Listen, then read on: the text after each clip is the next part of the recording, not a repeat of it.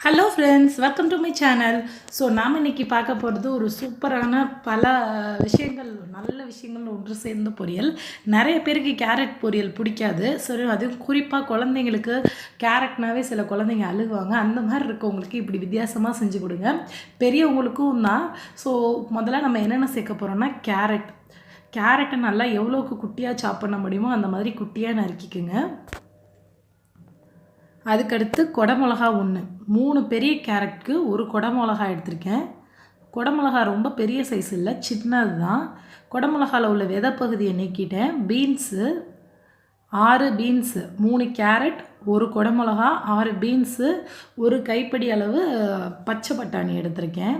So இப்போ எல்லாமே நல்லா போட்டாச்சு. இதை வந்து குக்கரில் நம்ம வந்து ஒரு 2 விசில் வைக்க போகிறோம், இல்லை 1 விசில். தண்ணி ரொம்ப கம்மியாக ஊற்றுங்க. அப்போ தான் வந்து இந்த காயோட தண்ணியை நம்ம வேஸ்ட் பண்ணாமல், நம்ம நிறைய தண்ணி ஆயிடுச்சுன்னா அதை நம்ம சில பேர் கீழே வடிச்சிருவாங்க, தண்ணியை வடிச்சிருவாங்க. ஸோ 2 விசில் வச்சாச்சு. இப்போ நம்ம இந்த சைடு தாளிச்சிருவோம்.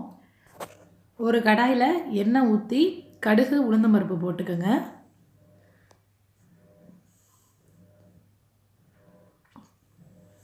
கடுகு உளுந்தம்பருப்பு வெடித்ததுக்கப்புறம் பெரிய வெங்காயம் 2 பொடிசாக நறுக்குனது, மிளகாத்தூள் 1/2 டேபிள் ஸ்பூன், ஏன்னா குழந்தைங்களுக்கு கொடுக்குறனால காரமாக இருக்கக்கூடாதுன்னு. மஞ்சத்தூள் 1/4 டேபிள் ஸ்பூன். ரொம்ப கம்மியான அளவு மிளகாத்தூள் போட்டிங்கன்னா குழந்தைங்க விரும்பி சாப்பிடுவாங்க. இப்போது நமக்கு வெந்த காய் அந்த தண்ணியோடு சேர்த்து தான் ஊற்றுறோம், தண்ணியை வேஸ்ட் பண்ணல. இப்போ நல்லா நீங்கள் மிக்ஸ் பண்ணி விட்டிங்கன்னா ஒரு 1 மினிட் இல்லை 2 மினிட்ஸில் வந்து அந்த தண்ணி வந்து வற்றிடும் நல்லா.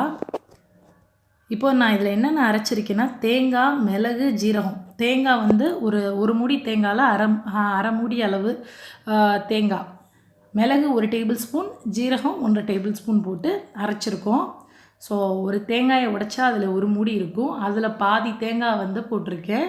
அதில் 1 டேபிள் ஸ்பூன் மிளகு, 1 டேபிள் ஸ்பூன் வந்து சீரகம், எல்லாத்தையும் போட்டு இப்போ நல்லா மிக்ஸ் பண்ணுங்கள்.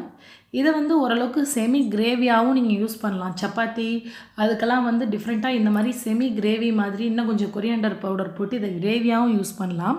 இன்னும் கொஞ்சம் நேரம் நீங்கள் நல்லா சாட்டே பண்ணிங்கன்னா இது உங்களுக்கு நீங்கள் எதிர்பார்க்குற மாதிரி ஒரு ஹெல்த்தியான பொரியலாக வந்துடும். ஸோ குழந்தைங்கள்லேருந்து பெரியவங்க வரைக்கும் எல்லாத்துக்குமே இந்த மாதிரி பண்ணிங்கன்னா ரொம்ப வாசனையாக இந்த பொரியல் வந்து 100% எல்லாத்துக்குமே பிடிக்கும். ஸோ நமக்கு இப்போ தேவையான பதம் வந்துருச்சு. ஒரு பவுலில் சர்வ் பண்ண வேண்டியதான். இன்னும் பல எளிமையான குறிப்புகளுக்கு buds2bloom சேனலை மறக்காமல் சப்ஸ்கிரைப் பண்ணிக்கோங்க. கூடவே பக்கத்தில் இருக்க பெல் ஐக்கானை கிளிக் பண்ணிக்கோங்க. தேங்க்யூ.